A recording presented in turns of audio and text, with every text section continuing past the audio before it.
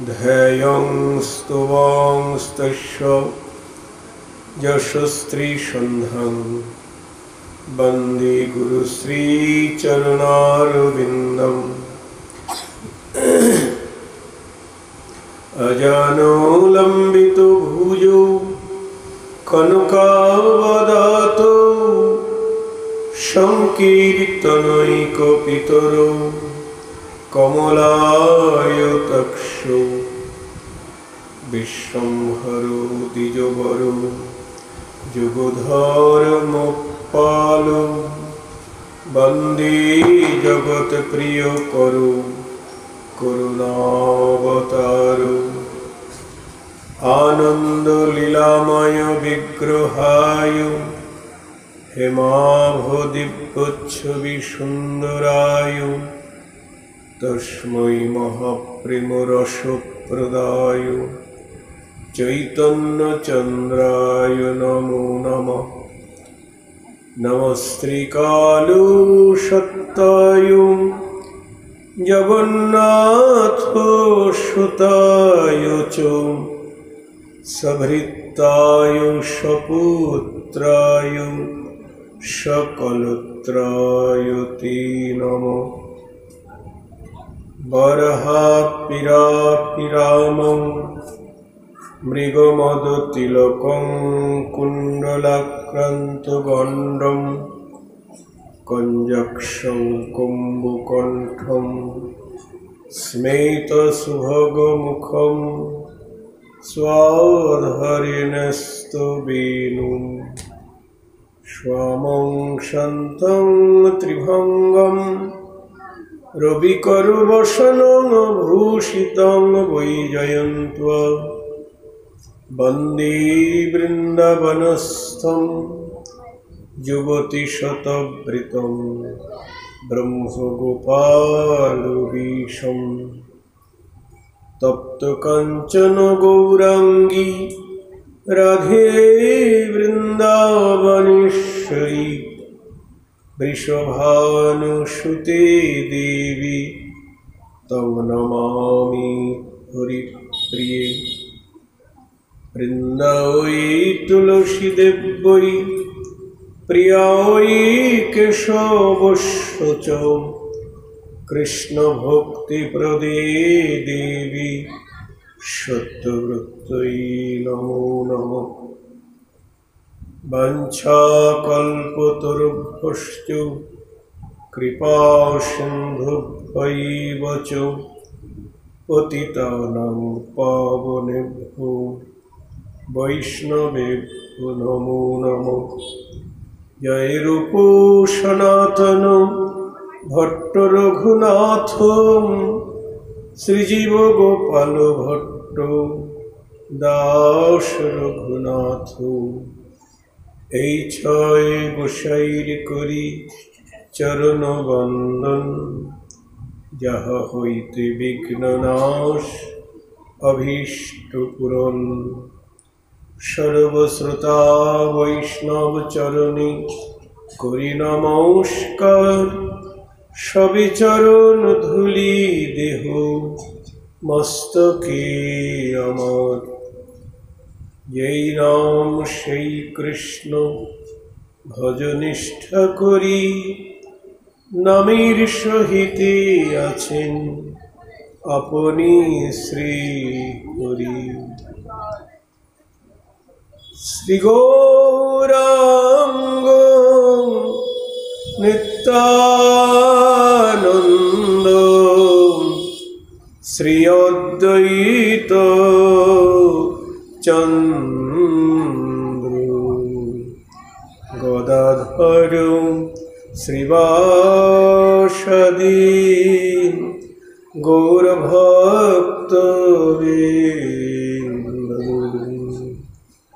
শ্রীকৃষ্ণ চৈতন্য প্রভু নিত্যানন্দ হরে কৃষ্ণ হরে রাম শ্রী রাধে গোবিন্দ। হরে কৃষ্ণ হরে কৃষ্ণ কৃষ্ণ কৃষ্ণ হরে হরে হরে রাম হরে রাম রাম রাম হরে হরে হরে কৃষ্ণ কৃষ্ণ কৃষ্ণ হরে হরে হরে রাম রাম রাম হরে হরে নিতাই গৌর হরি বল নিতাই গৌর হরি বল নিতাই গৌর হরি বল জয় গৌর হরি।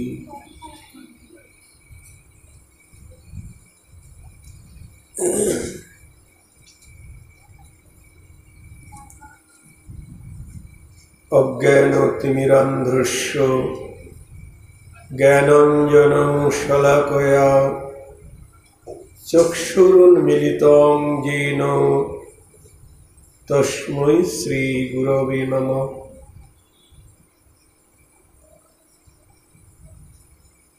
নিত্যানন্দ প্রভুর প্রেমের মূরতি শ্রীল নরোত্তম ঠাকুর মহাশয়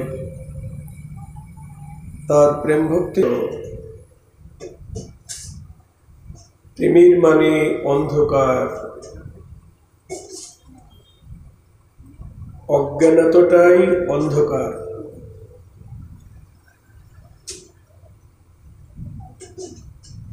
এখন যদি লাইট চলে যায় তাহলে অন্ধকার হয়ে আসবে,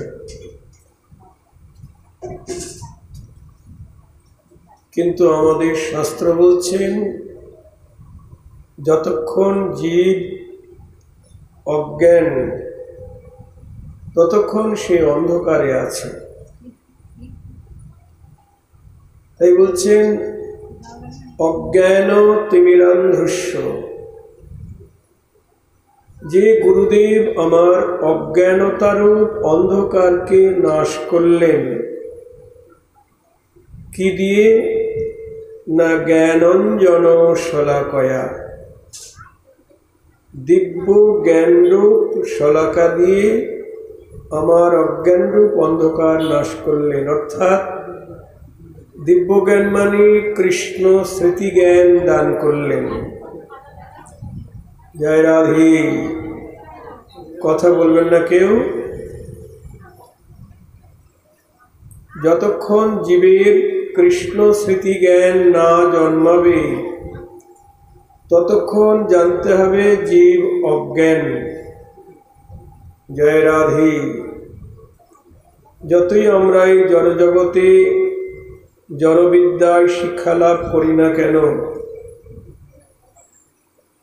বিলাতে যাই, এখানে সেখানে যাই, লক্ষ লক্ষ টাকা ব্যয় করছি সন্তানদের মানুষ করবার জন্যে, কিন্তু যদি কৃষ্ণ স্মৃতি জ্ঞান অন্তরে না জন্মায় তাহলে সব বিদ্যা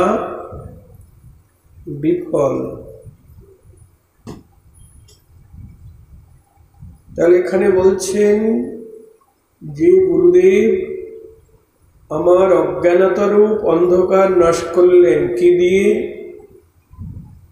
দিব্য জ্ঞান অর্থাৎ কৃষ্ণ স্মৃতি জ্ঞান প্রদান করে অজ্ঞানরূপ অন্ধকার নাশ করলেন।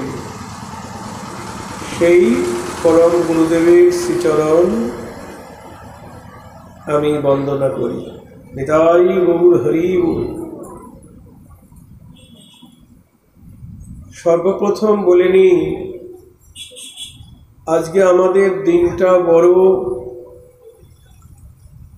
মঙ্গলময় বা শুভ। পহেলা জ্যৈষ্ঠ যে এত তিথির একযোগে মিলন হবে কি জানি, আগে কি জানতো? সর্বপ্রথম আমরা আজকে পূর্ণিমার তিথি, বুদ্ধ পূর্ণিমা বা মাধবী পূর্ণিমা।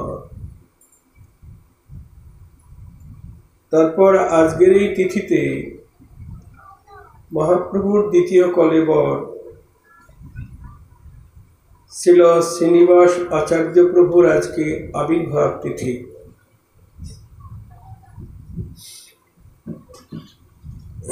তার কথা আমরা আস্বাদন করব একটু পরে। আজকের দিনে এখানে শুভ দিবস, নামযজ্ঞ হবে আগামী করল অষ্টম প্রহর, আজকে তার শুভ দিবস হবে। এবং পরশুদিন সকালবেলা লীলা কীর্তন হবে, আমাকেই গাইতে বলেছেন কর্তৃপক্ষ। যাই হোক, সকালে লীলা কীর্তন হবে, তারপরে মহোৎসব হবে। আপনারা এই মহান যজ্ঞে সবাই যোগদান করে উৎসবকে সাফল্যমণ্ডিত করবেন।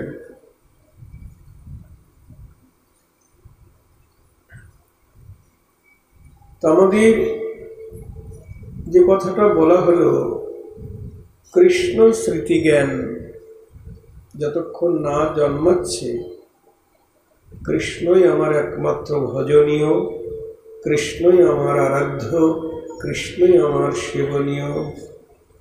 হ্যাঁ, যতক্ষণ এই জ্ঞান না জন্মাচ্ছে ততক্ষণ জানতে হবে আমি অজ্ঞান। জয় রাধে। আমরা বিভিন্ন দেবদেবতার মন্দিরে ছুটে যাচ্ছি, কেন যাই গো? দেবদেবতার মন্দিরে কেন যাই? বিপত্তারিণীর মন্দিরে কেন যাই? বিশাল লাইন। কেন? বিপদ থেকে উদ্ধার পাওয়ার জন্য, তাই না?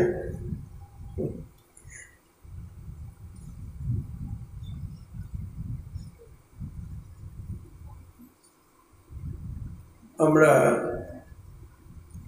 ভগবানকে পাওয়ার জন্যে কোনো দেব মন্দিরে যাই না, কৃষ্ণ ভক্তি পাওয়ার জন্যে কোনো মন্দিরে যাই না।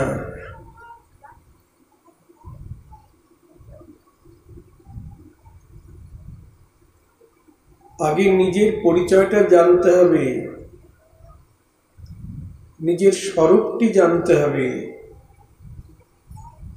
আমি কে?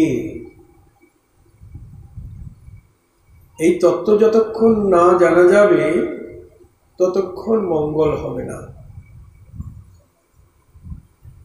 আমাকে যদি কেউ জিজ্ঞেস করে আপনার পরিচয় কি, তখন আমাদের সরকার যে একটা কার্ড দিয়েছে না, আধার কার্ড বা ভোটার কার্ড, ওটাতেই আমার পরিচয় সব দেওয়া আছে, তাই তো?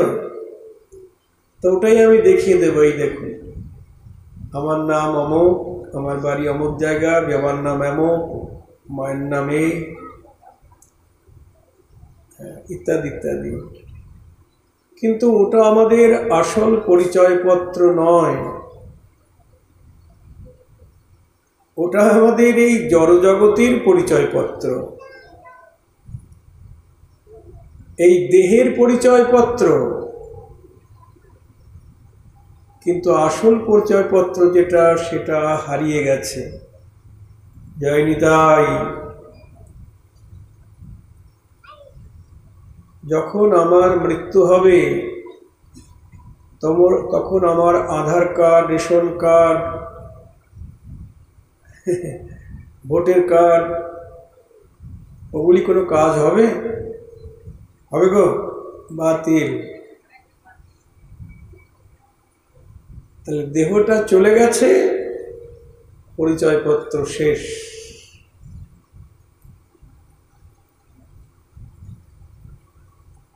তাহলে আমার পরিচয়পত্র কি? আমি কে? সনাতন গোস্বামী মহাপ্রভুর চরণে আমাদের সকলের হয়ে এই জিজ্ঞাসাই করেছিলেন, প্রভু কে আমি, কেনে আমায় যারে তাপত্রয়, ইহা না জানিলে জীবের কইছে হিত হয়। চৈতন্য চরিতামৃতে এই সংবাদটা আছে। সনাতন গোস্বামী তিনি কি জানেন না তার নিজের পরিচয়? তিনি এত বড় পণ্ডিত, রাজমন্ত্রী, জানেন। তবু মহাপ্রভুর কাছে জিজ্ঞাসা করছেন কেন? আমাদের সকলের হয়ে, সকলের মঙ্গলের জন্যই এই প্রশ্নটা জিজ্ঞেস করছেন। কে আমি, কেনে আমায় যারে তাপত্রয়, ইহা না জানিলে জীবের কইছে হিত হয়। প্রশ্নটা কেমন, ভালো করে শুনবেন। প্রথম প্রশ্ন, কে আমি। দ্বিতীয় প্রশ্ন, কেনে আমায় যারে তাপত্রয়। তাপত্রয় মানে ত্রিতাপ জ্বালা। কেন ত্রিতাপ জ্বালা আমার হচ্ছে? আধ্যাত্মিক, আদি দৈবিক, আদি ভৌতিক ত্রিতাপ জ্বালায় জ্বলে মরছি। প্রথম প্রশ্ন, কে আমি। দ্বিতীয় প্রশ্ন, কেনে আমায় যারে তাপত্রয়। আর তৃতীয় প্রশ্ন হলো, ইহা না জানিলে জীবের কইছে হিত হয়। যতক্ষণ পর্যন্ত জীব তার নিজের পরিচয় বা স্বরূপটি জানতে না পাচ্ছে, ততক্ষণ তার কি করে মঙ্গল হবে? জয় রাধে। তা বলুন, এ জগতের মিনিস্টার, ব্যারিস্টার, সুপ্রিম কোর্টের বিচারপতি, সে কি জানে তার নিজের পরিচয়? জয় রাধে। যদি সে হরিভক্ত হয় তাহলে জানবে, আর না হলে প্রধানমন্ত্রী, রাষ্ট্রপতি, সুপ্রিম কোর্টের বিচারপতি, তারা কেউ জানে না তাদের আত্মপরিচয়। যেমন রাজমন্ত্রী সনাতন, তিনি মহাপ্রভুকে জিজ্ঞাসা করছেন, কে আমি।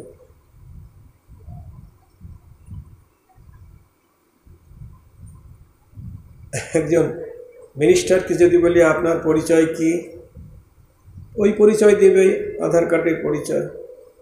না না, এটা আপনার পরিচয়পত্র নয়, আপনার আসল পরিচয়পত্র বলুন। বলতে পারবে না, তাহলে কি? সে অজ্ঞান। যে নিজের পরিচয় বলতে পারে না, সে অজ্ঞান। নিতাই গৌর হরি বল। খুব মূল্যবান কথা।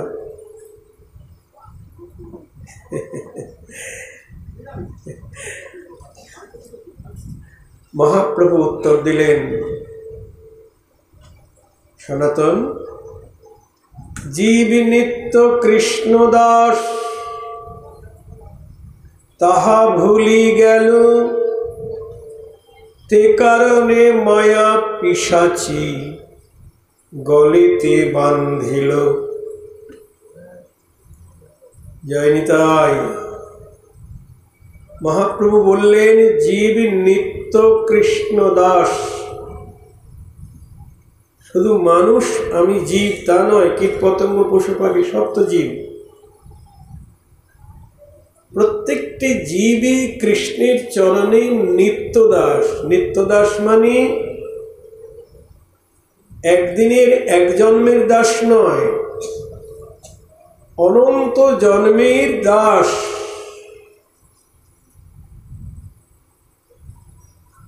দাস মানে ভৃত্য, দাস মানে চাকর, তাই তো? তাহলে আমি কৃষ্ণের দাস, কৃষ্ণ আমার প্রভু, এটাই আমার পরিচয়পত্র, অনাদিকালের পরিচয়পত্র এটা। এটাই গৌর হরি বল। কৃষ্ণ আমার আমি কৃষ্ণের। আর কোনো পরিচয়পত্র আমার নাই। হ্যাঁ গো, আমি অমুকের বাবা, অমুকের মা, অমুকের স্বামী, অমুকের স্ত্রী, অমুকের ভাই না। এসব অস্থায়ী পরিচয়। এ পরিচয় থাকবে যখন দেহ থেকে প্রাণবায়ু বার হয়ে যাবে। আপনার ভাই, আপনার বাবা, আপনার মা, আপনার পত্নী, আপনার স্ত্রী, আপনার স্বামী আপনাকে ঘরের বার করে দেবে এবং শ্মশান ঘাটিনি পুড়িয়ে দেবে। নিতাই গৌর হরি বল। আর কোনো সম্বন্ধ থাকবে না। তাহলে এ জগতের কেউ কারো নয়। 2-4 দিনের দেখাশোনা, পথের পরিচয়।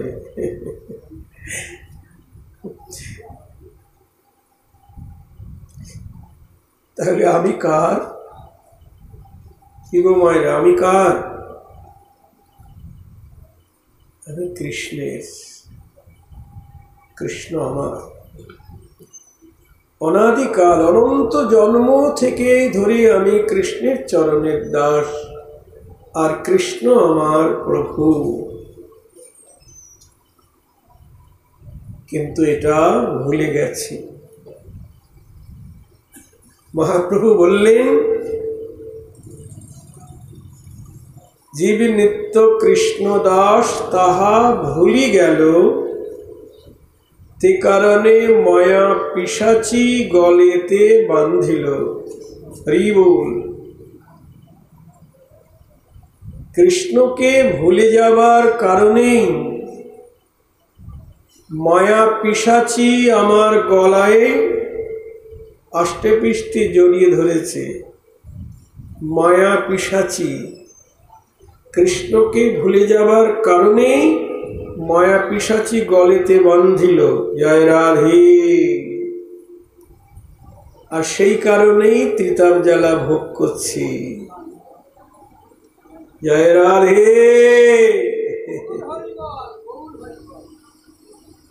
মায়াকে পিশাচি বলছেন।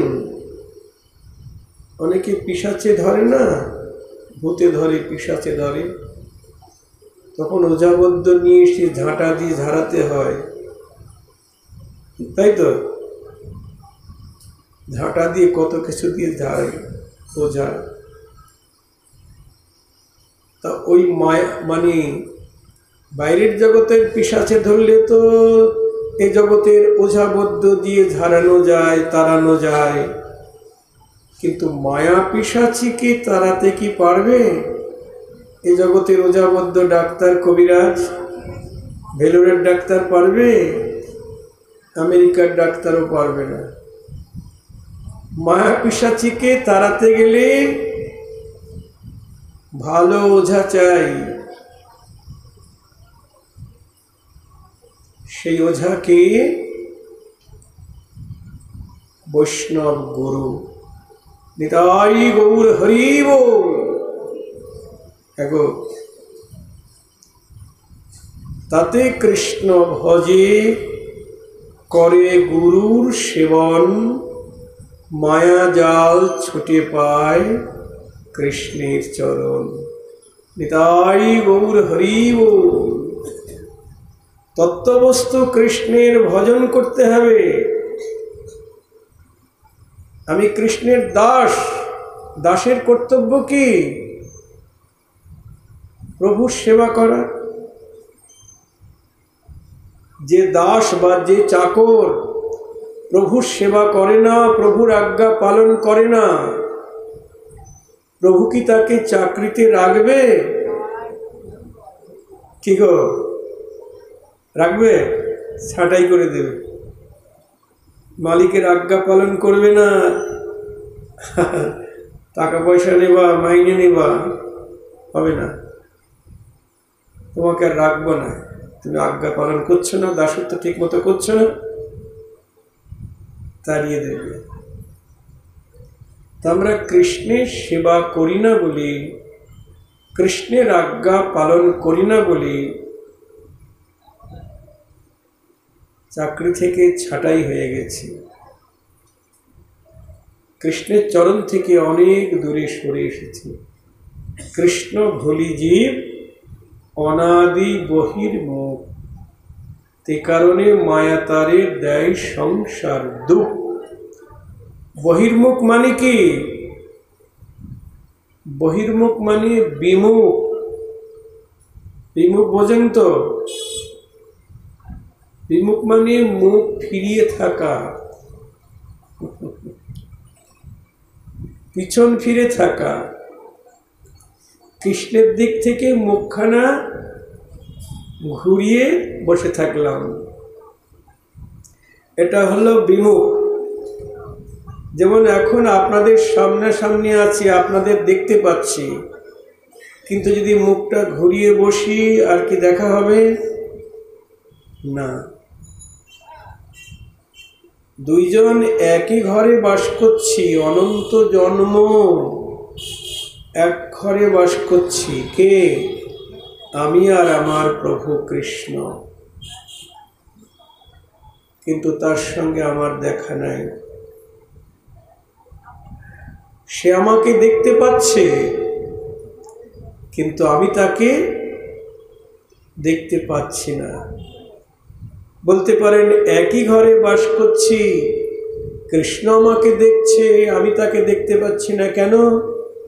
ওই যে বললাম, কৃষ্ণ আমার দিকে তাকিয়ে আছে, হ্যাঁ, কিন্তু আমি তার দিক থেকে মুখ ফিরিয়ে আছি।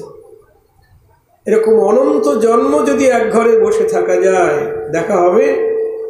হবে গো? বলছেন কৃষ্ণ ভুলি জীব অনাদি বহির্মুখ, অনন্ত জন্ম বিমুখ হয়ে আছে, কৃষ্ণের দেখতে মুখ ফিরিয়ে আছে। তে কারণে মায়া তারে দেয় সংসার তো। নিতাই গৌর হরি বল। তাই কৃষ্ণের দিকে ফিরে তাকানোই আমাদের ভজন, তাই না? আমি ফিরতে চাইছি, কিন্তু আমাকে ফিরতে দিচ্ছে না। কে গো? কে? মায়া, দুর্দৈব মায়া। আপনি কৃষ্ণ ভজন করবেন, মায়া আপনাকে করতে দেবে না। আপনার ছেলে বলবে ওসব করতে হবে না, ঘরে থাকো, এটা ওটা খাও, ওসব কি দরকার, সংসারে থেকেই হয়।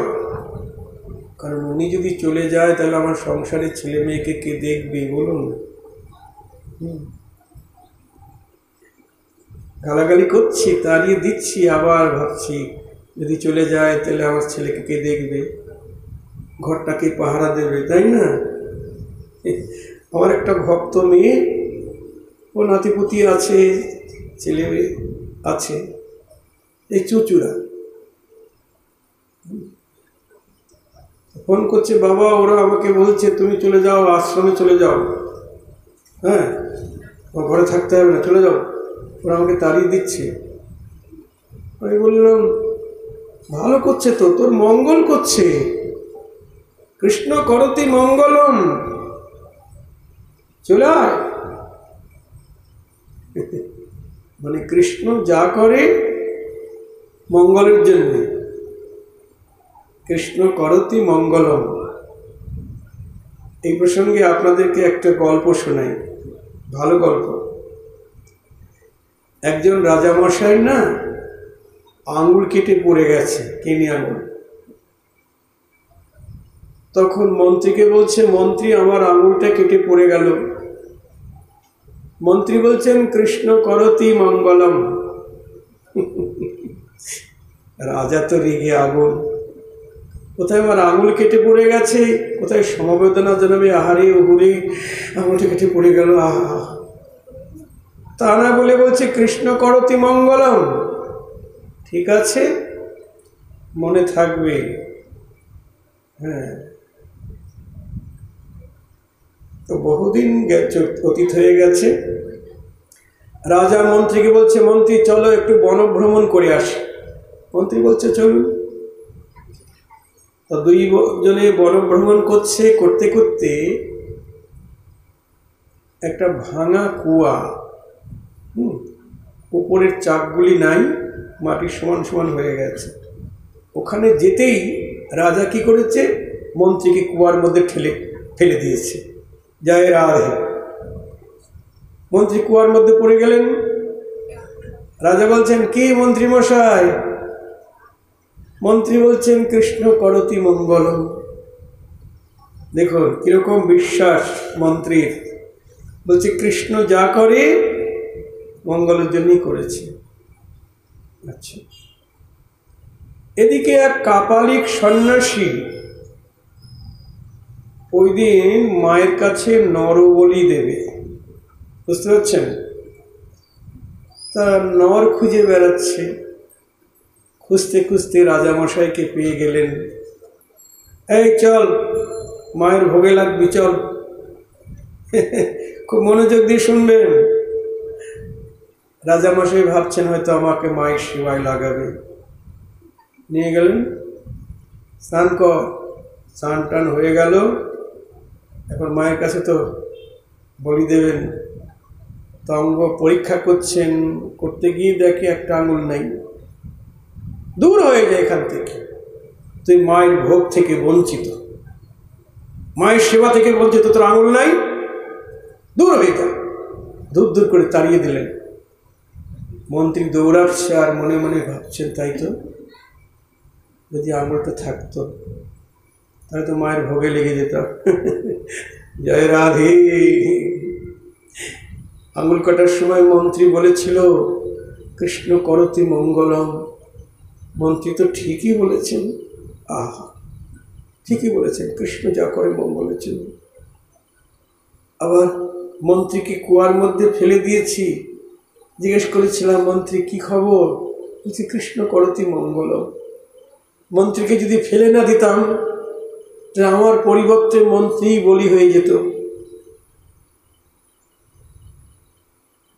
কৃষ্ণ করতি মঙ্গলম। কুয়ার মধ্যে থেকে মন্ত্রীকে তুললেন কোনো প্রকারই, তারপর তার পায়ে পড়ে ক্ষমা চাচ্ছে। রাজা বলছেন, মন্ত্রী মশাই আপনার কথাই সত্য, কৃষ্ণ করতি মঙ্গলম। কৃষ্ণ যা করে সব মঙ্গলের জন্যই করে। দেখুন,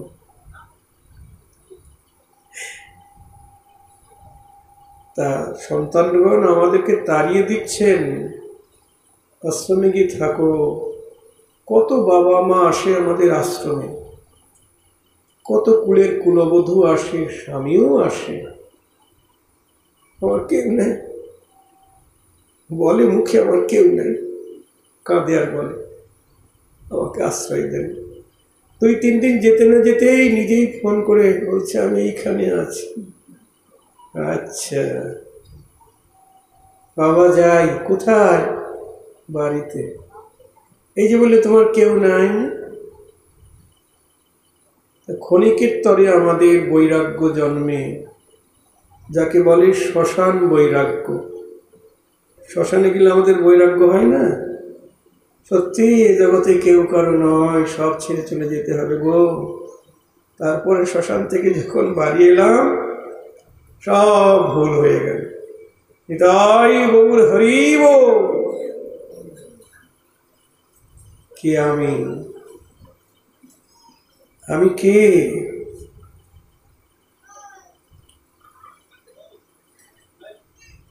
এই পরিচয়টা মহাপ্রভু জানিয়ে দিলেন, আমি কৃষ্ণের চরণের দাস। এক জন্মের নয়, অনন্ত জন্মের কৃষ্ণের চরণের দাস। তা দাসের কর্তব্য প্রভুর সেবা করা, প্রভুর আজ্ঞা পালন করা। সেটা করি না বলে মায়া আমাকে ত্রিতাপ জ্বালা দিচ্ছে। এখন উপায় কি? মহাপ্রভু বললেন উপায়, তাতে কৃষ্ণ ভজে করে গুরু সেবন। তত্ত্ববস্তু কৃষ্ণের ভজন করতে হবে আর গুরু সেবা করতে হবে। এর দ্বারা কি হবে? মায়া জাল ছুটে পায় কৃষ্ণের চরণ। ভজ হরে মন শ্রীনন্দনন্দন অভয় চরণার বিন্দরে। কাকে বলা হচ্ছে গো? কে কাকে বলছেন? আমি হলাম জীবাত্মা। এই দেহটা আমি নই, এটা নশ্বর দেহ, পচা দেহ। এ দেহ পুড়িয়ে দেবে। আমি হলাম আত্মা, জীবাত্মা। যে একটু আগে বললাম, কৃষ্ণ আমার দিকে তাকিয়ে আছে, আমি তার দিক থেকে মুখ ফিরিয়ে আছি। সে হলাম আমি, জীবাত্মা, আর ভগবান পরমাত্মা। তাই জীবাত্মা মনকে বলছেন, ও মন, গোবিন্দের অভয় চরণ ভজন করো, তাহলে তুমিও সুখ পাবে আর আমিও আনন্দ পাব। ভজ হরে মন। মনের কারণেই তোর দুঃখ হয় গো। লোকে আত্মহত্যা করে। হ্যাঁ, মন যখন আর কাজ করে না, মন যখন কাজ করে না, তখনই কি করে?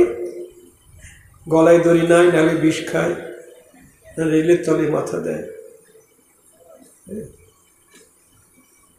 নরোত্তম ঠাকুর এই প্রেম ভক্তি চন্দ্রিকাতে বলছেন, মনীষ শরণ প্রাণ মধুর মধুর ধাম যুগল বিলাস স্মৃতি সার। বলছেন, আমাদের দেহের যেমন প্রাণ আছে, তেমনি মনেরও প্রাণ আছে।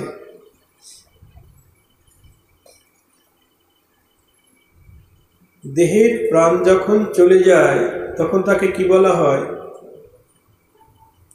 মৃতদেহ। আর যখন মনের প্রাণ চলে যায়, তখন ওই মনটা মরে যায়। তা মৃতদেহ যদি রাস্তাঘাটে ফেলে দেওয়া হয়, শিয়াল কুকুরে ওই মৃতদেহটাকে কামড়ে কামড়ে খায়, তাই না? তা যে মন মৃত, সেই মৃত মনটাকে কামড়ে কামড়ে খায় কে জানেন? আমাদের ভিতরে কতকগুলি শিয়াল কুকুর আছে। কাম, ক্রোধ, লোভ, মোহ, মদ, মাৎসর্য, এই রিপুগুলি কামড়ে কামড়ে খায়। তখন মন আর কাজ করে না। জয় রাধে। মন অস্থির হয়ে যায়, টেনশানে টেনশানে একেবারে জড়জীর্ণ হয়ে যায়। তখন সুগার আসে, প্রেশার আসে, কত কি আসে। যাদের টেনশন বেশি, হ্যাঁ, তাদের সুগার প্রেশার এগুলি বেশি, দেখবেন। আচ্ছা, তারপর এক সময় হরে কৃষ্ণ হয়ে যায়। তাহলে মনের প্রাণটা কি গো? দেহের প্রাণ হলো আত্মা, মনের প্রাণ কে? মনের স্মরণ প্রাণ। স্মরণ, স্মরণ মানে গৌর গোবিন্দ লীলা স্মরণ করলেই জানতে হবে সে মনে প্রাণ আছে। অর্থাৎ যে মনে কৃষ্ণ স্মরণ আছে, কৃষ্ণের চিন্তা আছে, সেই মন জীবিত। মনোযোগ দিয়ে শুনবেন। যে মনে গৌর গোবিন্দের স্মরণ আছে, লীলা চিন্তন আছে, ভাবনা আছে, সেই মন জীবিত। আর যে মনে গৌর গোবিন্দের চিন্তা নাই, সেই মন কি? মৃত। আর সেই মনটাকে ওই কাম ক্রোধাদি রিপুগুলি কামড়ে কামড়ে খায়। নিতাই গৌর হরি বল। হ্যাঁ, আর তিতাব জ্বালা ভোগ করতে হয়। এই জন্য আমাদের এই দেহ মন প্রাণ দিয়ে গৌর গোবিন্দের সেবা করতে হবে। ভূতের বেগা খাটার জন্যই মানব জন্ম নয়। ওই যে বললেন, ভজ হরে মন শ্রীনন্দনন্দন অভয় চরণার বিন্দুরে, দুর্লভ মানব জন্ম সৎসঙ্গী, তর হয়ে ভব সিন্ধুরে। দুর্লভ মানব জন্ম, অল্প ভাগ্যেই মানব জন্ম হয় নাই। 84 লক্ষ জনি ভ্রমণের পরে এই মানব জন্ম। 84 লক্ষ প্রকার জনি, 20 লক্ষ প্রকার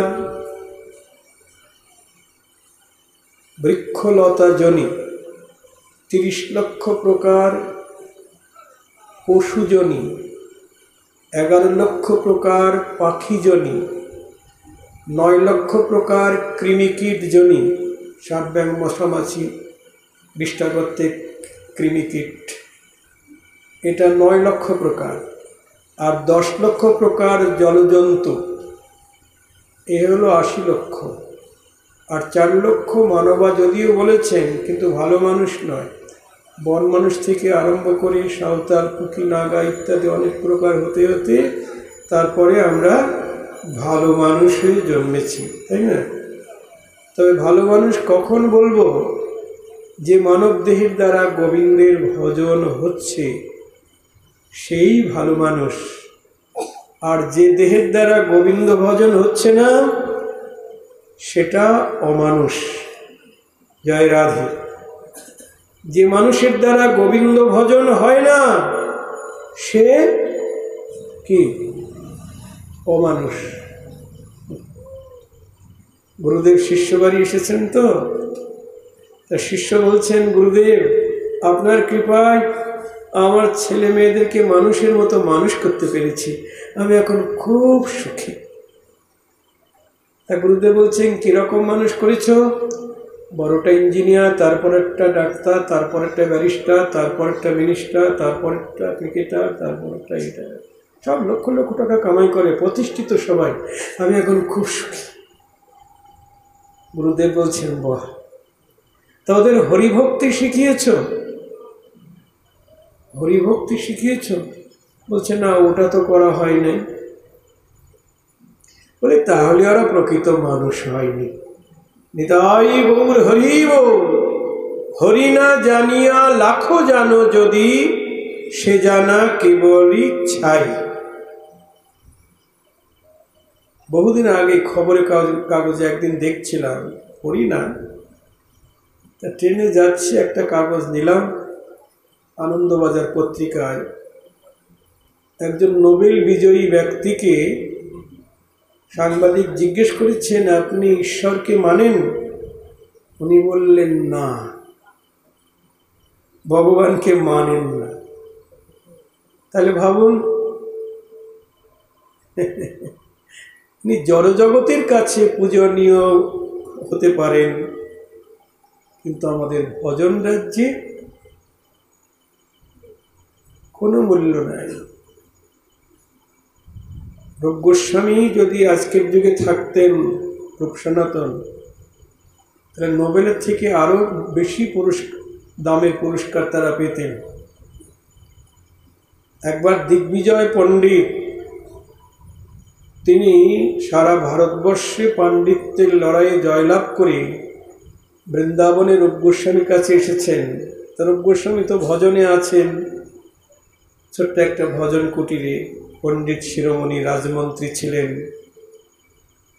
দিগ্বিজয় ভাবছেন, ওনাকে পরাজিত করতে পারলে আমার সারা বিশ্ব জয় হয়ে যাবে। এসে বললেন, আপনার সঙ্গে পাণ্ডিত্যে লড়াই করতে চাই। বলছি, কেন? আপনার কাছ থেকে জয়পত্র নিয়ে আমি যাব। ও ঠিক আছে, লড়াই কি দরকার, আমি বিনা প্রতিদ্বন্দ্বিতায় হার স্বীকার করছি। দিগ্বিজয় ভাবলেন হেরে যাবে ভয়েই হয়তো আত্মসমর্পণ করল, চলে যাচ্ছেন। সবাই জয়পত্র সই করে দিলেন, আমি হেরে গেছি। দিগ্বিজয় তো মহা গর্বে গর্বিত হয়ে সবাই তার জয়গান গাইছেন, যমুনার কিনার দিয়ে যাচ্ছেন।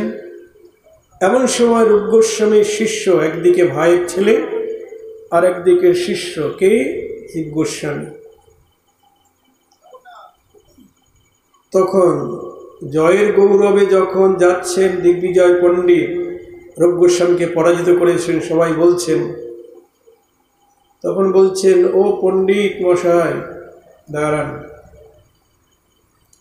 আমার গুরুদেবকে পরাজিত করেছেন, আমাকে একটু পরাজিত করুন, আমি তার অনুগত সেবক।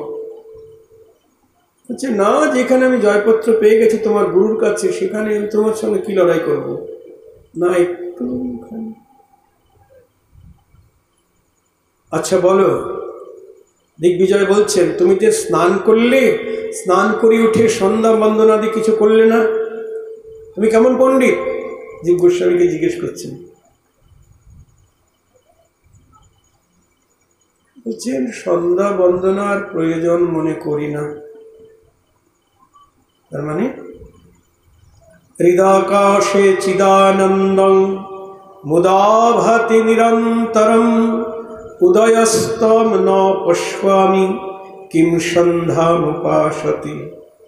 তার মানে আমার হৃদয় আকাশে যে অকলঙ্ক পূর্ণচন্দ্র উদিত হয়েছে, এ চাঁদ কখনোই অস্তমিত হয় না, তাই কখন সকাল হয় কখন সন্ধ্যা হয় আমি কিছুই বুঝতে পারি না। সকাল সন্ধ্যা কখনো বুঝি না, চাঁদ একভাবে উদিত হয়ে আছে। চাঁদ বলতে কে? কৃষ্ণচন্দ্র। তাই সকাল সন্ধ্যা কখনো বুঝি না, এই জন্যে আমি সন্ধ্যা বন্দনা করতে পারি না। কি বলছো, তোমার কথা বুঝতে পারছি না। ও, আর একটা কথা শোনো, আমার না এই সন্ধ্যা বন্দনা আদি করা, পূজা পালি করা খুব অসুবিধা হয়ে গেছে। কেন? আমার দুটি অসুখ হয়েছে। দুটি অসুখ? হ্যাঁ, আমার কন্যা জন্মেছে আর স্ত্রী মারা গেছে। তাহলে একসঙ্গে দুটি অসুখ হলো না? অনেক সময় হয়তো সিজারে কন্যা হলো কিন্তু স্ত্রীটি মারা গেল, তাহলে একসঙ্গে জন্ম মৃত্যু দুটি অসুখ হয়ে গেল। কি করে পূজা পালি করবো বলো? দিগ্বিজয় বলছে, তুমি তো ব্রহ্মচারী, বিয়েই করো নাই, তুমি আবার বলছো তোমার স্ত্রী মারা গেছে, কন্যা জন্মেছে। শুনবে? হ্যাঁ, আমার স্ত্রীর নাম শুনবে, আমার কন্যার নাম শুনবে, মনোযোগ দিয়ে শোনো। সদ্ভক্তি দুহিতা জাতা মায়া ভাজ্যামৃতাধুনাং অশৌচং দয়মাপ্নতি কিম সন্ধ্যামুপাসতি। কিছুদিন হলো আমার যে কন্যারত্ন জন্মেছে তার নাম হলো শুদ্ধ ভক্তি, নিতাই গৌর হরি বল। আর কিছুদিন হলো যে স্ত্রী মারা গেছে তার নাম হলো মায়া। শুদ্ধ ভক্তিরূপী কন্যা জন্মেছে আর মায়ারূপী স্ত্রী মারা গেছে। হেরে গেলেন দিগ্বিজয় পণ্ডিত। দেখেছেন, সবাই জীব গোস্বামীর জয়গান গাইছেন।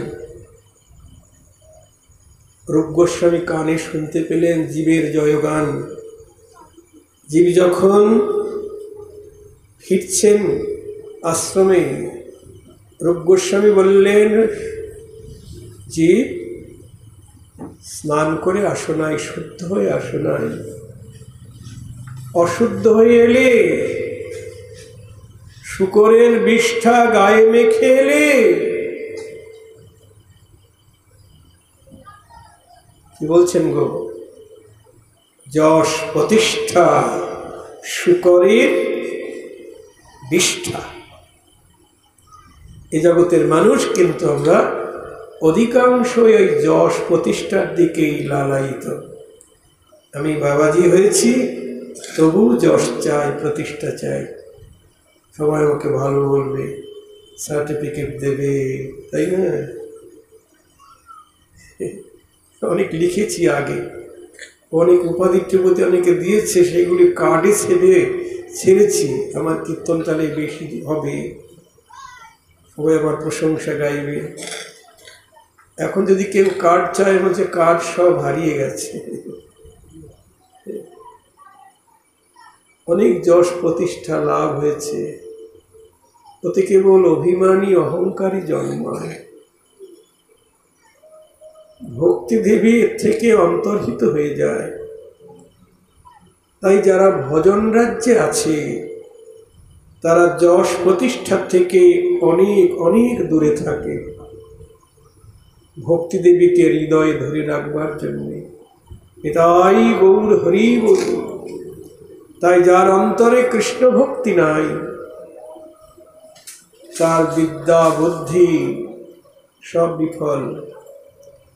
চারি বেদ সরদর্শন পড়িয়াও যে জন, সে যদি গৌরাঙ্গ নাহি ভজে, বৃথা তার অধ্যয়ন, লোচন বিহীন জন, দর্পণে কিবা তার কাজে।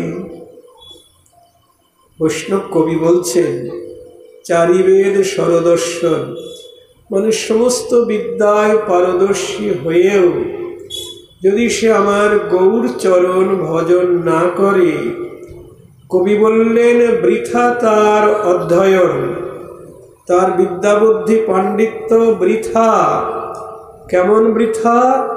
অন্ধজন দর্পণে কিবা তার কাজে।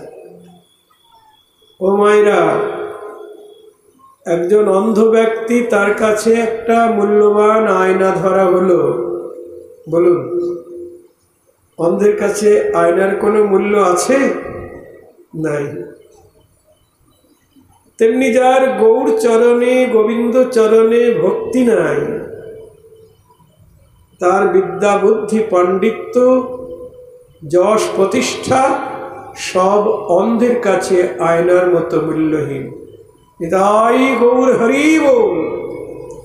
যেমন মায়েরা তরকারি রান্না করলেন, তরকারিতে সব মশলাপাতি দেওয়া হলো, ঘি, গরম মশলা, হলুদ, লঙ্কা সব দেওয়া হলো, কিন্তু ভুলে একটি জিনিস দেওয়া হলো না। বলুন তো কি? হ্যাঁ, ও লবণ দেওয়া হয়নি না? হ্যাঁ, বুঝে ফেলেছেন সব। তাহলে লবণ না দিলে তরকারি কেমন স্বাদ হবে? আস্বাদনকারী বলবে কি রান্না করেছে, লবণ দেয় নাই। কিন্তু লঙ্কা যদি না দিতেন সেবাই লাগতো, ঘি গরম মশলা না দিলেও সেবাই লাগতো, শুধু লবণ যদি দেওয়া হতো। তাহলে সকল মশলা দিয়েও শুধু লবণের অভাবে তরকারি যেমন সেবায় লাগে না, তেমনি আমার মধ্যে সর্বগুণ বিরাজিত। আমি উত্তম কুলে জন্মেছি, আমার রূপ আছে, যৌবন আছে, যশ প্রতিষ্ঠা বিদ্যা বুদ্ধি, আমি মিনিস্টার ব্যারিস্টার অমুক তমুক, সর্বগুণে গুণান্বিত, কিন্তু হরিভক্তি নাই। তাহলে আমার জীবন লবণ ছাড়া তরকারি। নিতাই গৌর হরি বল। আরো বলবো, একজন মানুষ মরে গেছে, সেই মরা মানুষটাকে বহুবিধ অলংকার দিয়ে সাজানো হয়েছে, খুব মানিয়েছে না গো? মরা মানুষকে সাজানো হয়েছে, খুব শোভা হয়েছে? শোভা হয়নি কেন? যার জন্য শোভা সেই তো নাই। জয় রাধে। তা মৃতদেহে অলঙ্কার পরালে যেমন কোনো শোভা হয় না, তেমনি হরিভক্তি শূন্য যে মানব শরীর, সেই শরীরে যত গুণের অলঙ্কারই সাজান না কেন, ওই মৃতদেহে গহনার তুল্য সব মূল্যহীন। নিতাই গৌর হরি বল। কবি পরে বলছেন, বেদ বিদ্যা দুই কিছু নাহি জানত। বিদ্যা বুদ্ধি কিছু নাই, জানা নাই, নিচুকুলে জন্ম।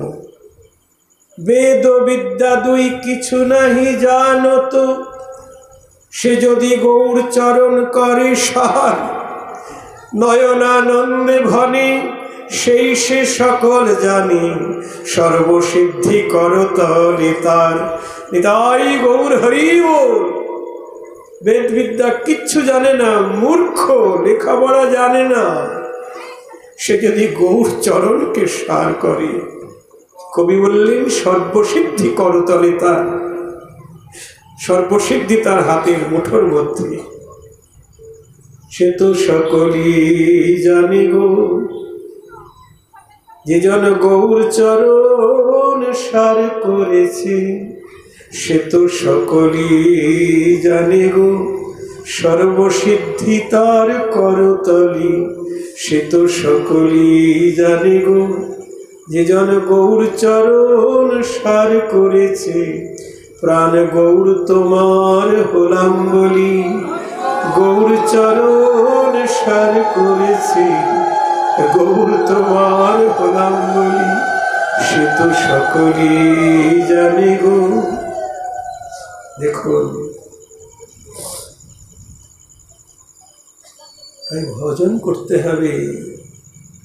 এই দেবদুর্লভ মনুষ্য জনমকে যদি সার্থক করতে হয়,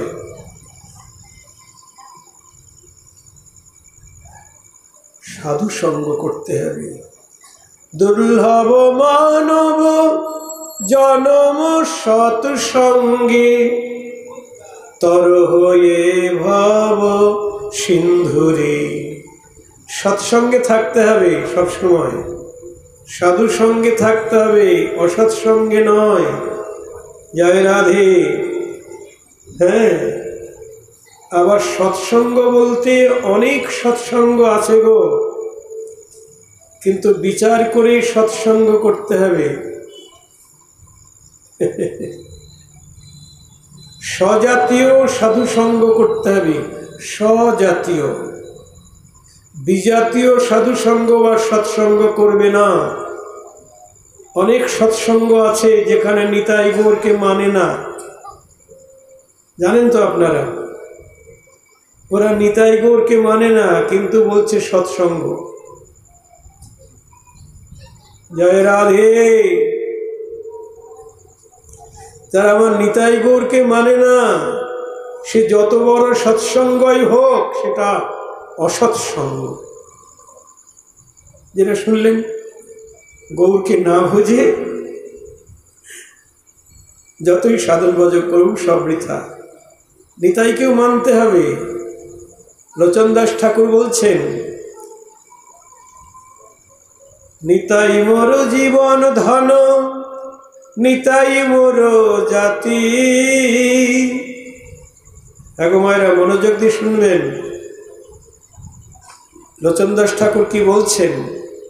নিতাই মোর জীবন ধন, নিতাই মোর জাতি, নিতাই বিহনে মোর আর নাহি গতি। আহা, হরি বল। সংসার সুখের মুখে তুলে দিয়ে ছাই, সংসার সুখের মুখে তুলে দিয়ে ছাই, নগরে মাগিয়া খাবো গাইব নিতাই। নিতাই গৌর হরি বল। জোরে বলুন, নিতাই গৌর হরি বল। তারপর কি বলছেন, যে দেশেতে নিতাই নাই সে দেশে না যাব। যে দেশের মানুষেরা নিতাইয়ের নাম করে না সে দেশে যাব না। যে দেশেতে নিতাই নাই, নিতাই সব দেশেই আছে, কিন্তু যে দেশের মানুষেরা নিতাইয়ের নাম করে না সে দেশে যাব না। যে দেশেতে নিতাই নাই সে দেশে না যাব, নিতাই বিমুখ জনার মুখ না দেখিব। নিতাই বিমুখ জনার, নিতাইকে যারা ভালোবাসে না তাদের মুখ দেখব না। জয় নিতাই। ঠাকুর মশাই বলছেন, হেন নিতাই বিনে ভাই রাধা কৃষ্ণ পাইতে নাই, দৃঢ় করি ধর নিতাইয়ের পায়। মাধাই নিতাইয়ের কপালে মদ্যভাণ্ড ভাঙা কলসির কানা ছুঁড়ে মেরেছিল। ওদের হরিনাম দিতে গেছে তো নিতাই, বল হরি বল, হ্যাঁ, ওই মরাপুরা নাম দ্বারা কলসির কানা ছুঁড়ে মারলেন, কপাল কেটে রক্ত ঝরতে লাগলো। নিতাই তবু দুটি বাহু প্রসারিত করে এগিয়ে যাচ্ছেন। মেরেছিস কলসির কানা, তা বলে কি প্রেম দেব না? বল হরি বল, গৌর হরি বল। মাধায় আবার মারতে উদ্যত হয়েছে। মাধায় আবার যখন মারতে উদ্যত, তখন বড় ভাই জগাই বলছেন, ওরে মাধাই মারিস না, এমন দয়ালকে মারতে হয় রে। তুই যার কপালে রক্ত ঝরালি সে তোর প্রতি কোপান্বিত না হয়ে তোর দিকে বাহু প্রসারিত করে এগিয়ে আসতে তোকে কোলে নিবার জন্য। এমন দয়ালকে মারতে হয় ভাই, মারিস নি। জয় রাধে। শাস্ত্র কি বলছে জানেন? মেঘাচ্ছন্ন দিন নহে তো দুর্দিন, কৃষ্ণ কথা বিহীন যেদিন সেই দিন দুর্দিন। মেঘাচ্ছন্ন দিন বা বৃষ্টির দিন দুর্দিন নয়, যেদিন কৃষ্ণ কথা শোনা যায় না, বলা যায় না, সেই দিনই দুর্দিন। জয় রাধে।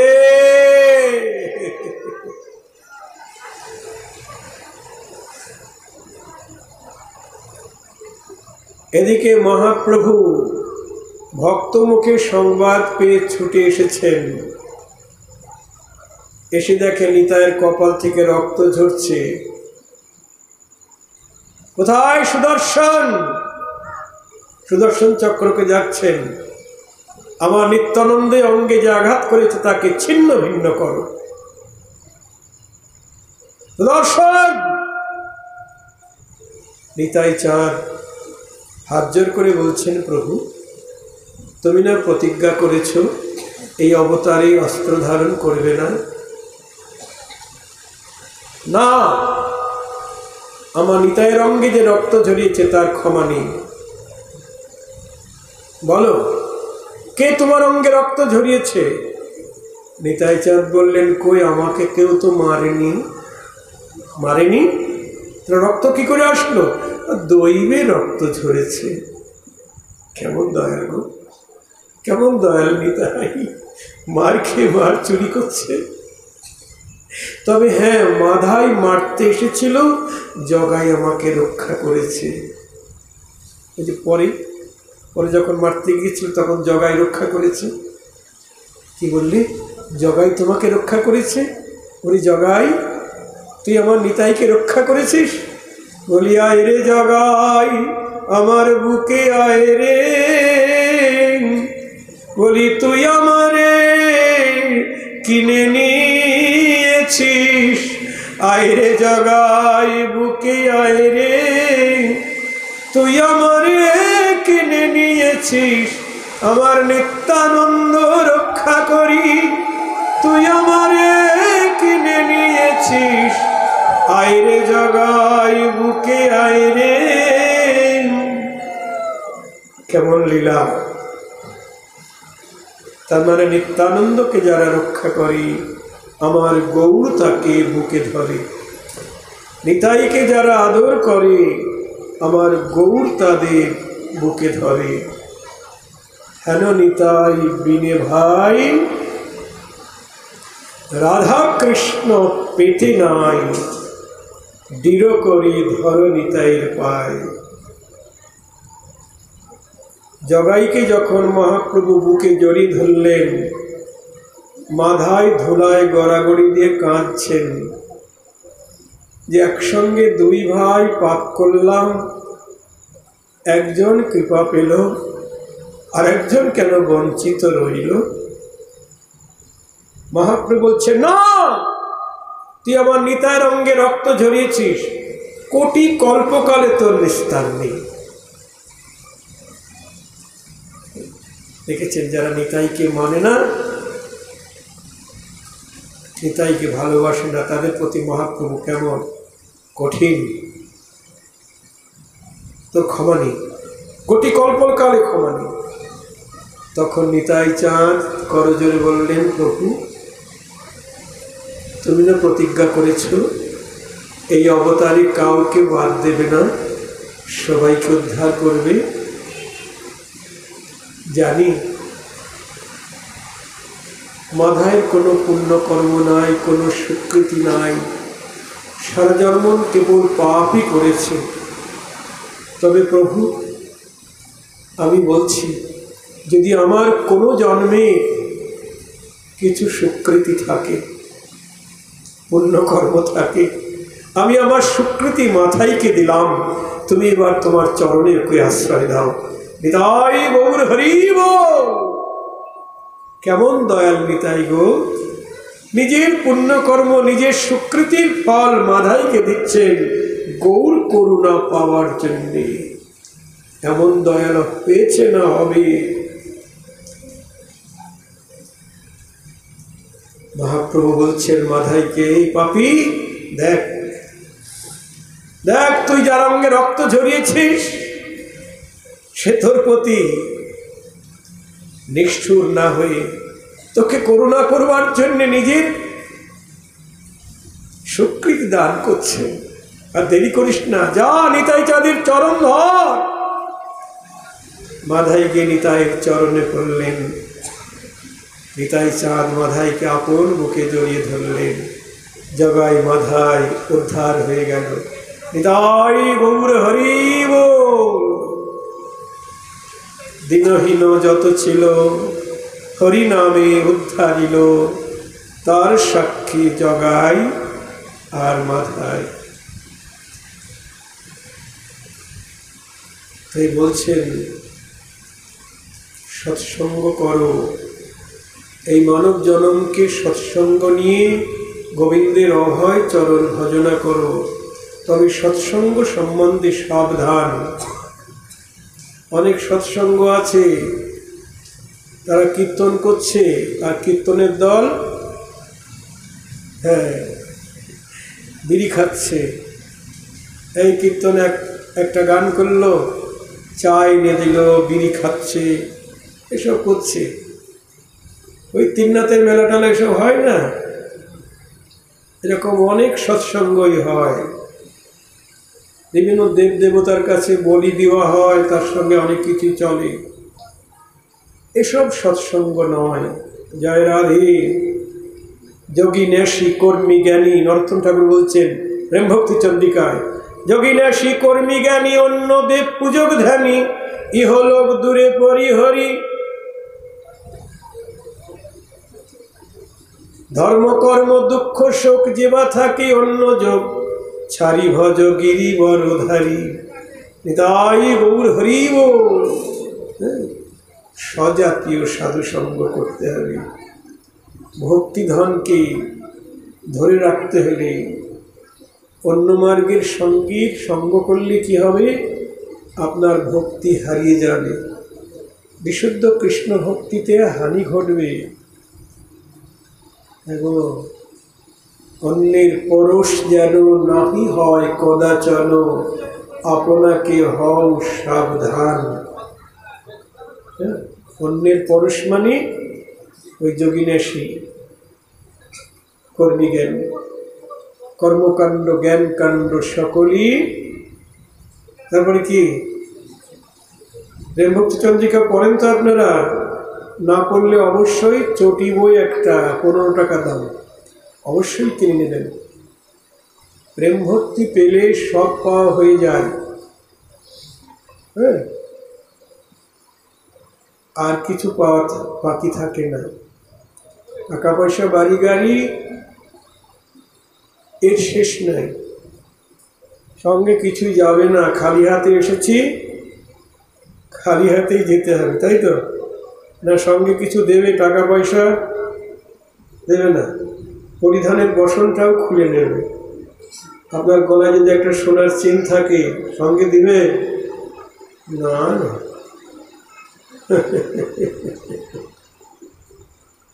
খালি হাতে এসেছি, খালি হাতে যেতে হবে।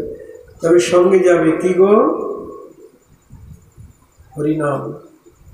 সঙ্গে যাবে কৃষ্ণ প্রেম ধন। জন্ম জন্মান্তর এই প্রেম ধন থাকবে।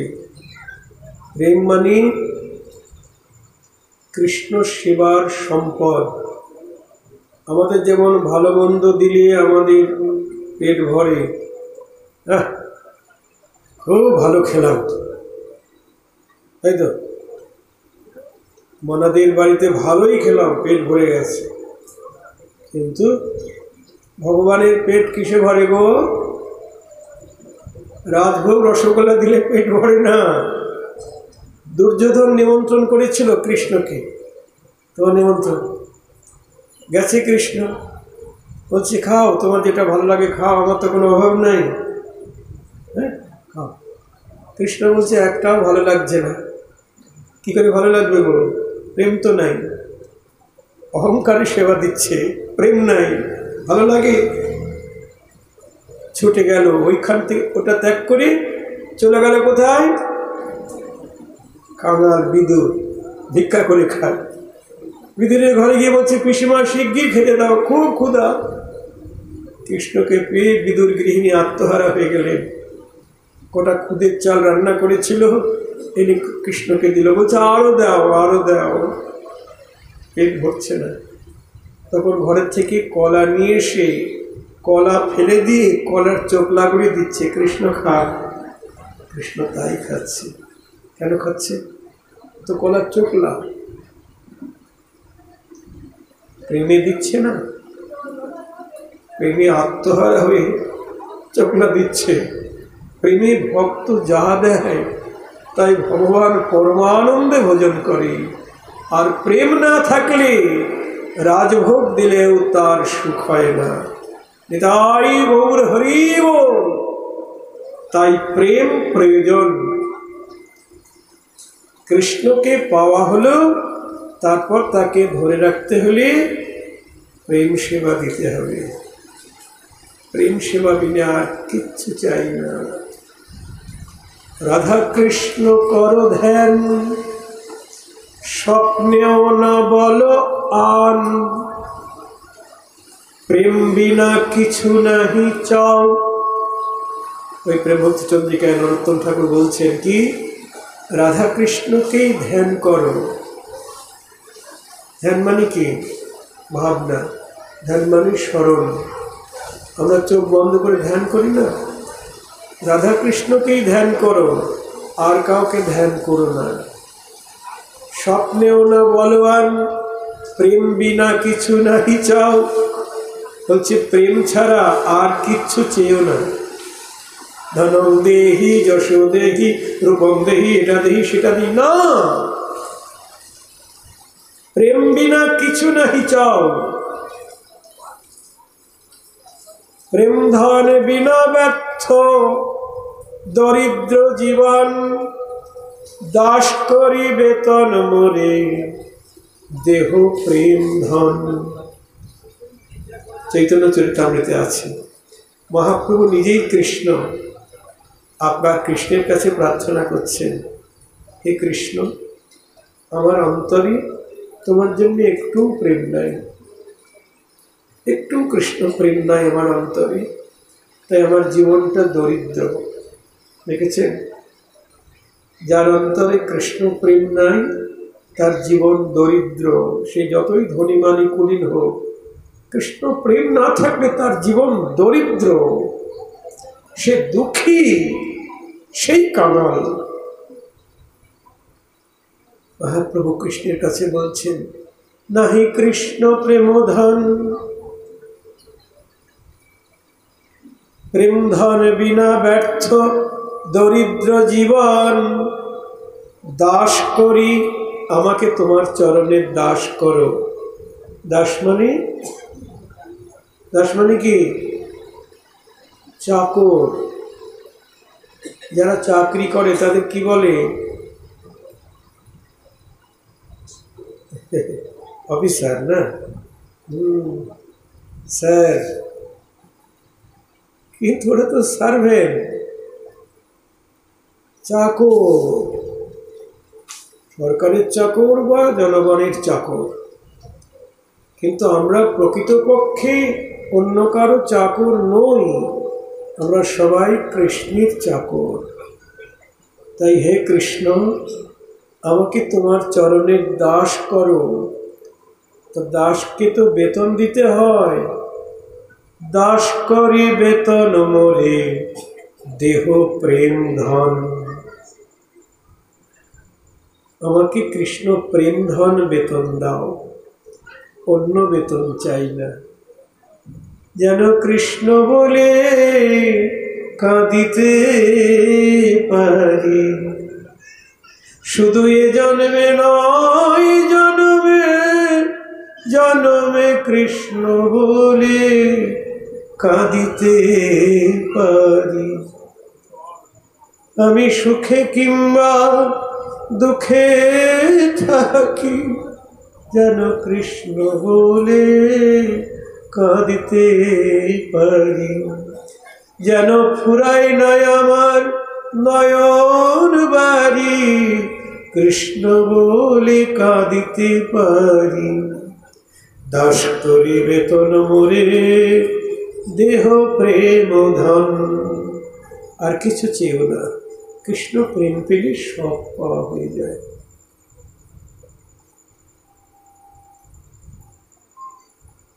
তাই গোবিন্দকে ভজন করো সাধু সঙ্গ নিয়ে।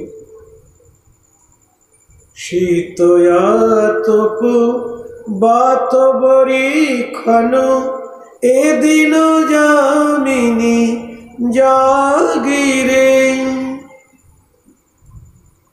বৃথাই সেবিনু কৃপণ দুর্জন চপল সুখ লব লাগিরে।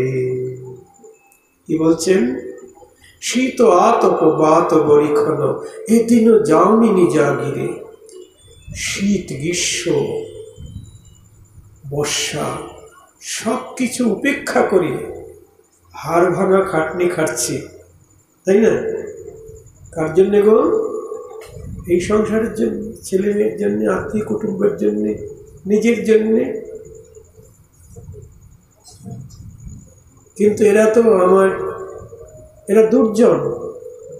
যাদের জন্য এত খাটাখাটনি করছি তারা দুর্জন, কৃপণ। কে? আমার ছেলে, আমার মেয়ে, আমার স্বামী, আমার স্ত্রী, এরা সব দুর্জন। বৃথাই সেবিনু কৃপণ দুর্জন। আপনারা আমাকে গালাগালি দিবেন, বাবাজি কি সব বলছে গো? আমার ছেলে, আমার মেয়ে, আমার স্বামী, আমার স্ত্রী, আমার মাতা, আমার পিতা, এরা সব দুর্জন, এরা কৃপণ।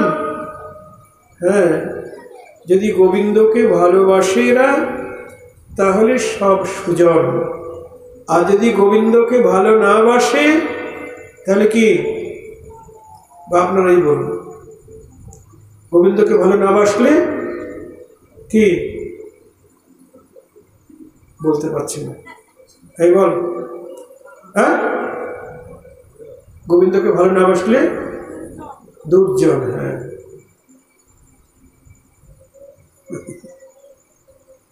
বৃথাই সেবিন কৃপণ দুর্জন,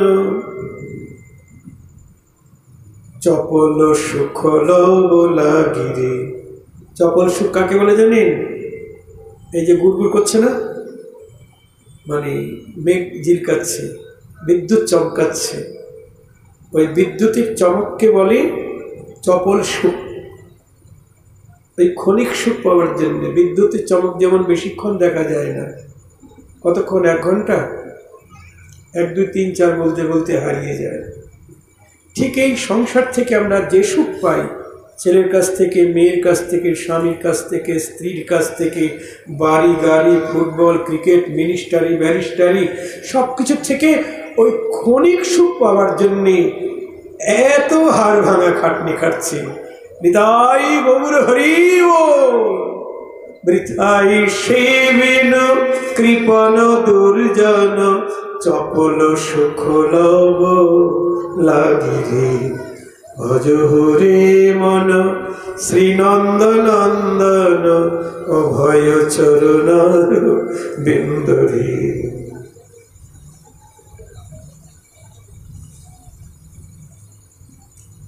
এ রূপ যৌবন ভবন ধন জন, ইথে কি আছে পারতি তরে।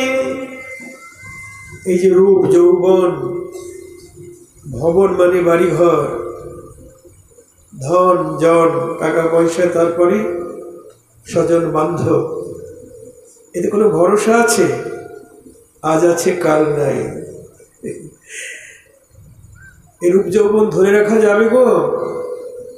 অনেকে চেষ্টা করছেন বিউটি পার্লারে গিয়ে, সাদা চুল কালো করছে, দাঁত বেঁধে নিচ্ছে, কত কি থাকে নাকি? তাই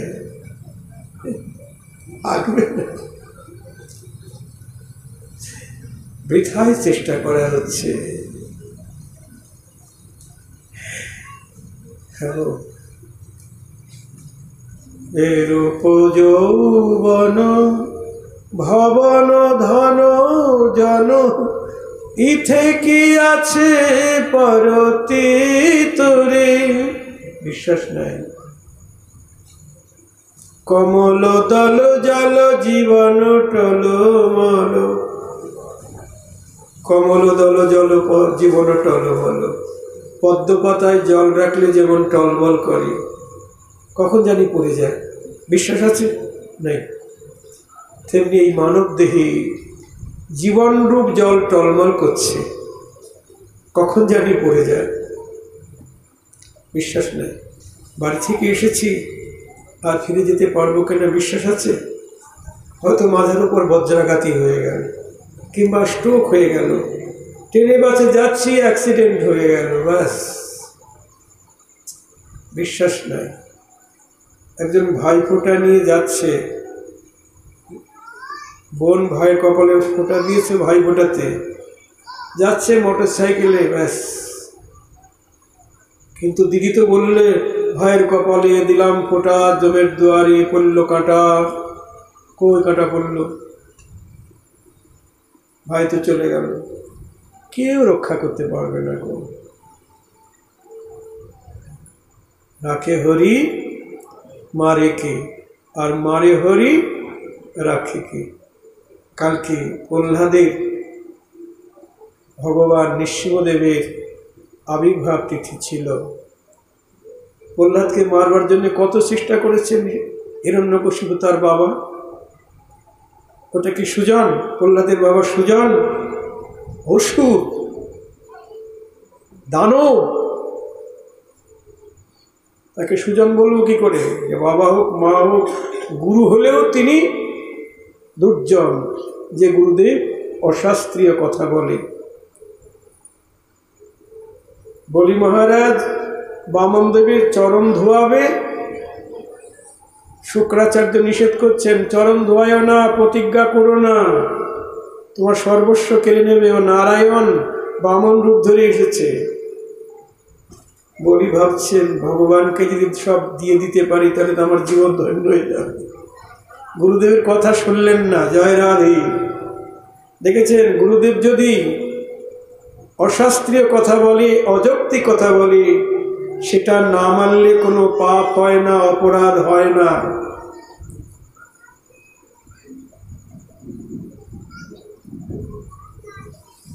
জয় রাধে। সাধু, তারপর কি আবার বলুন, সাধু সাবধান। খুব সাবধান, ভুল করে আমরা যেন অন্য পথে চলে না যাই। এবার কমল দল জল জীবন টলমল, সে বহু হরিপদ নীতি রে। মন আর দেরি করো না, খুব তাড়াতাড়ি প্রতিদিন সে বহু হরিপদ নীতি রে। নীতি মানে কি? নীতি মানে হ্যাঁ, প্রতিদিন। একদিন পূজা করলে হবে না, অন্যান্য দেবতার একদিন পূজা করলেই হয়, তাই না? কিন্তু গোবিন্দের সেবা প্রতিদিন করতে হয়, তাও একবার নয়,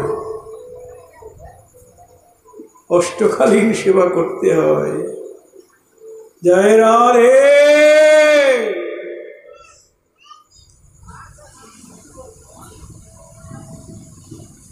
কমল দল জল জীবন টলমল, সে বহু হরিপদ নীতি রে।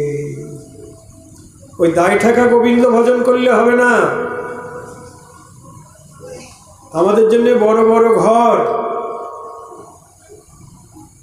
আর ঠাকুরের জন্যে ওই সিঁড়ির তলে একটা ঘর করে রাখলাম, নাহলে চিলাকোটার উপরে একটা ছোট জায়গা আছে। ভাবুন, বাথরুম তৈরি করতে 2 লাখ টাকা খরচ হয়ে যাচ্ছে, কিন্তু রাধা মাধবের মন্দির তৈরি করতে পয়সা জোগাড় হয় না। যদিও বসালাম একটু, তাও সকালবেলা একটা নকুলদানা দিয়ে চলে আসলাম, সন্ধ্যাবেলা একটু দিয়ে। এসব হলো দায় ঠাকা ভজন, ঘুষ দিয়া ভক্তি। এটা ভজন নয়, এটা ভালোবাসা নয়। সেব হরিপদ নীতি রে। আত্মবৎ সেবা করতে হবে।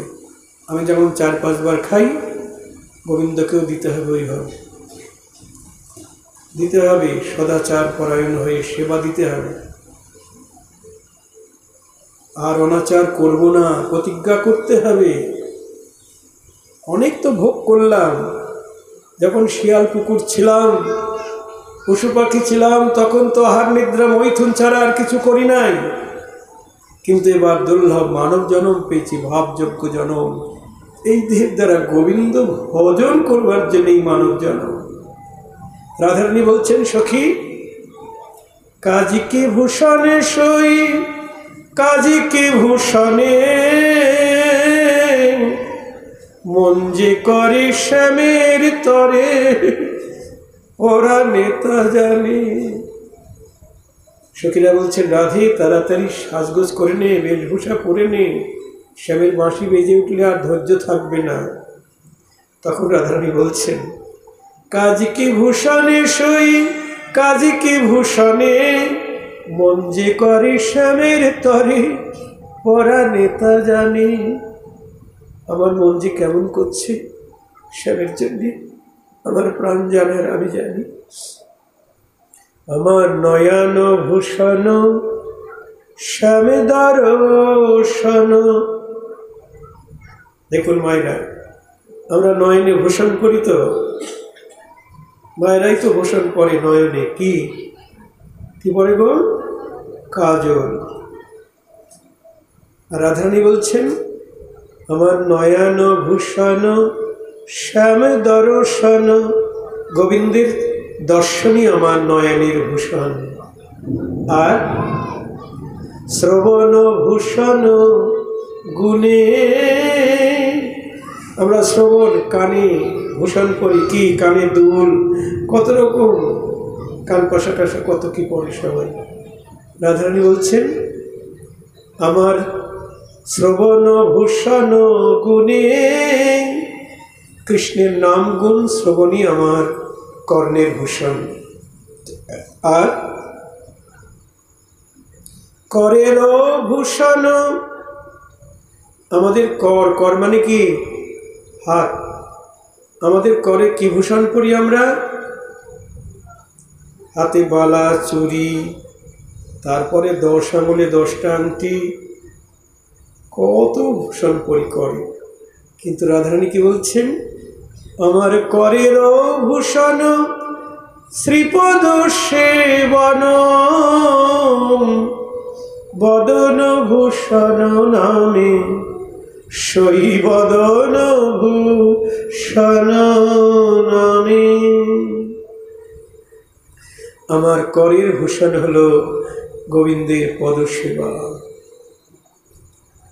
আর বদনের ভূষণ অনেকে লিপস্টিক দেয়, কিন্তু রাধারানী বলছেন আমার বদনের ভূষণ হলো কৃষ্ণের নাম গুণ কীর্তন। জয় রাধে। তাই উত্তম ভক্তি, ভক্তি তো অনেক রকম আছে, দায় থাকা ভক্তি। উত্তম ভক্তি প্রসঙ্গে রূপ গোস্বামীপাদ ভক্তির অসমৃত সিন্ধুতে বলছেন অন্নাভিলাষিতা শূন্যং জ্ঞান কর্মদ্বনাবৃতম অনুকূল্যেন কৃষ্ণানুশীলন ভক্তির উত্তমা। অন্য সকল প্রকার কামনা বাসনা ত্যাগ করি, অন্য পূজা অনুষ্ঠান ত্যাগ করি, সমস্ত দেহ মন প্রাণ দিয়ে গোবিন্দ সেবা করাই হলো উত্তম ভক্তির লক্ষণ। নিতাই গৌর হরি বল। আজকে আমাদের শ্রীনিবাস আচার্য প্রভুর আবির্ভাব তিথি, তার কথা একটু বলি।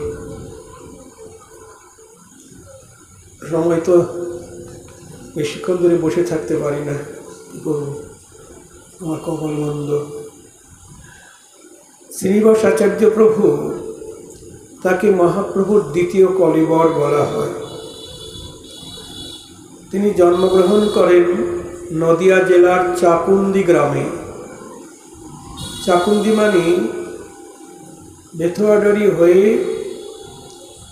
যেতে হয়, বা দেবগ্রাম হয়েও যাওয়া যায় চাকুন্দি। চাকুন্দি, সেইখানে তার পিতার নাম গদাধর ভট্টাচার্য।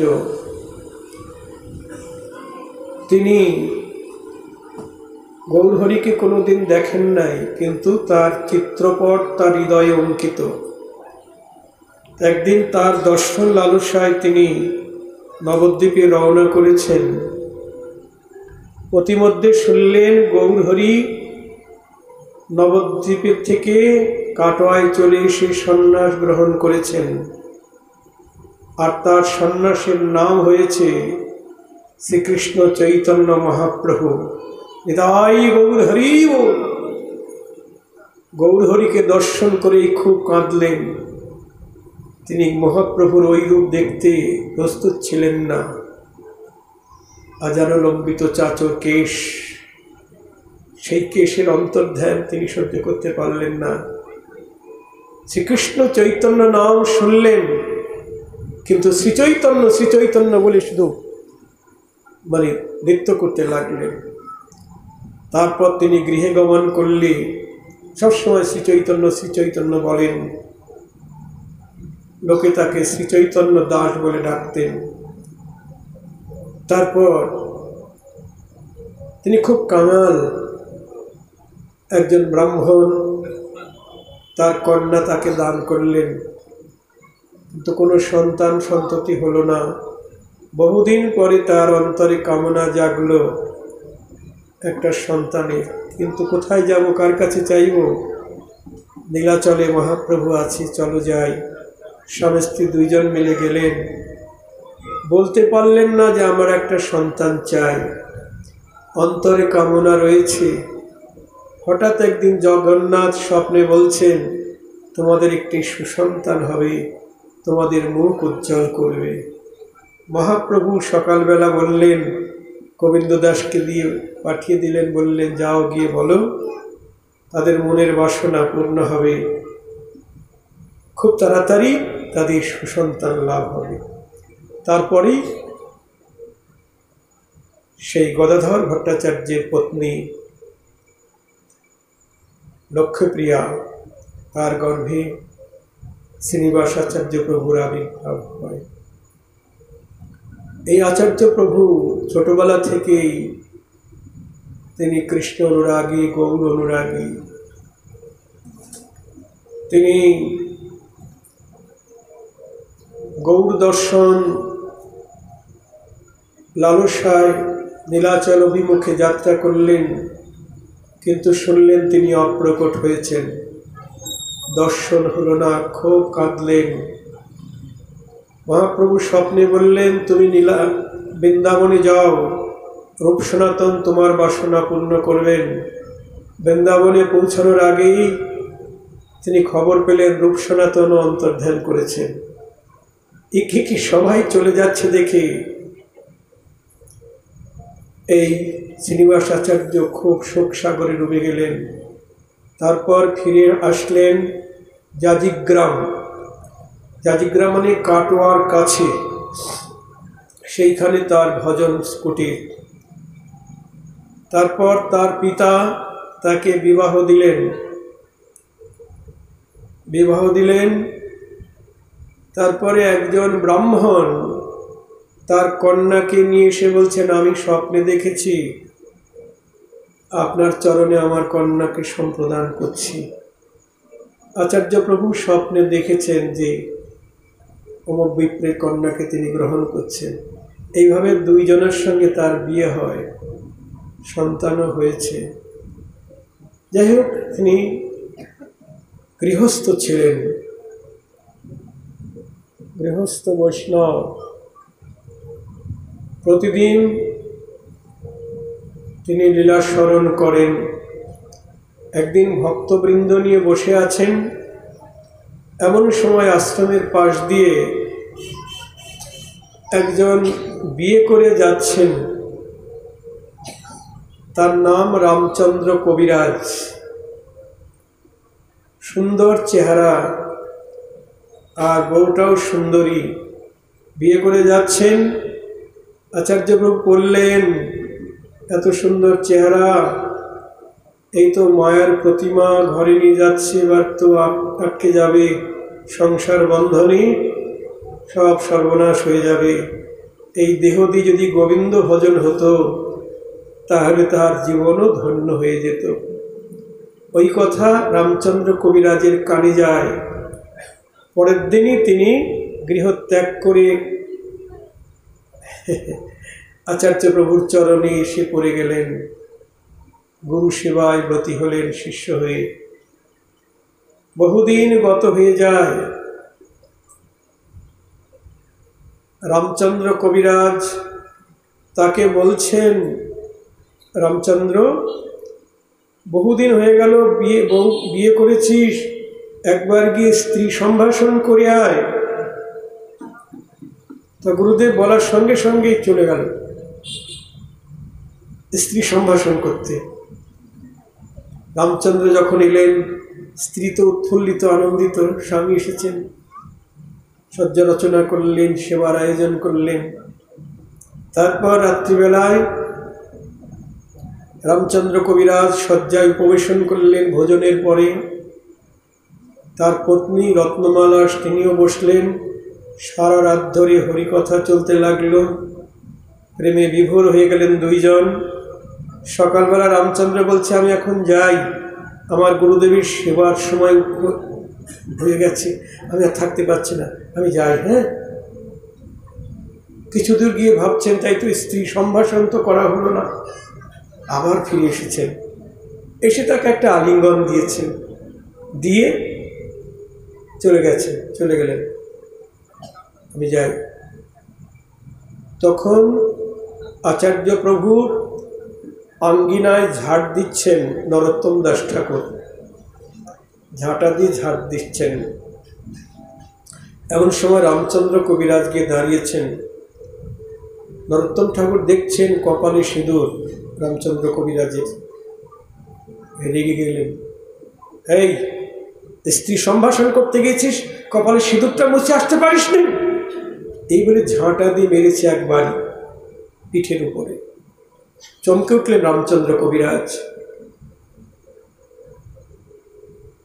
তারপর নরোত্তম ঠাকুর যখন শ্রীনিবাস আচার্য প্রভুর অঙ্গ সেবা করতে গেছেন, তৈলমর্দন যাই হোক যে কোনো সেবা করতে গেছেন, তখন নরোত্তম ঠাকুর দেখছেন আচার্য প্রভুর পিঠের উপরে সেই ঝাঁটার বাড়ি, সেই ঝাঁটার চিহ্ন, ঝাঁটার বাড়ির দাগ তার পিঠে অঙ্কিত হয়ে আছে। নরোত্তম ঠাকুর চমকে উঠলেন, হায় হায়, আমি এ কি করেছি, কাকে মেরেছি? রামচন্দ্রকে মারা মানে শ্রীনিবাস আচার্য প্রভুকে মেরেছি। ও গুরুতে এত আত্মসমর্পণ করেছে। দেখেছেন, একে বলে আত্মসমর্পণ।